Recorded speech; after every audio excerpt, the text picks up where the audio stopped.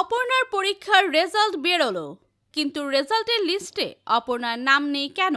হ্যাঁ বন্ধুরা, আমরা এমনটা দেখতে পাবো চিরদিন তুমি যে আমার ধারাবাহিকের আগামী পর্বগুলোতে।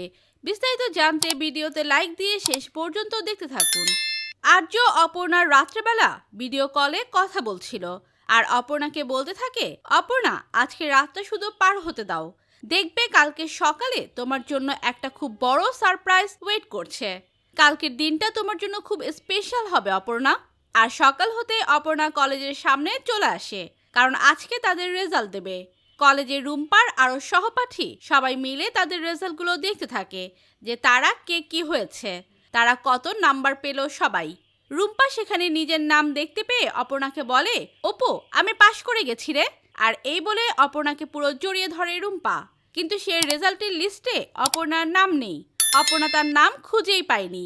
রুম্পা খোঁজে, তারপরে কিন্তু রুম্পাও দেখতে পায় না। বলে, অপু তোর নাম তো খুঁজে পাচ্ছি না রে।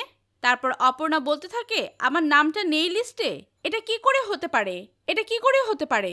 অপর্ণা পুরো অবাক হয়ে যায়। কিন্তু সে তো জানে না তার জন্য একটা বড় সারপ্রাইজ ওয়েট করছে।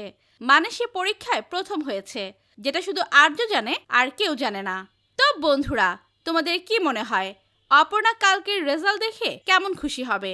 তোমাদের কি মতামত লিখে জানিয়ে দাও কমেন্ট করে। পরবর্তী আপডেট সবার আগে পেতে সাবস্ক্রাইব করুন আমাদের চ্যানেলটি। ধন্যবাদ।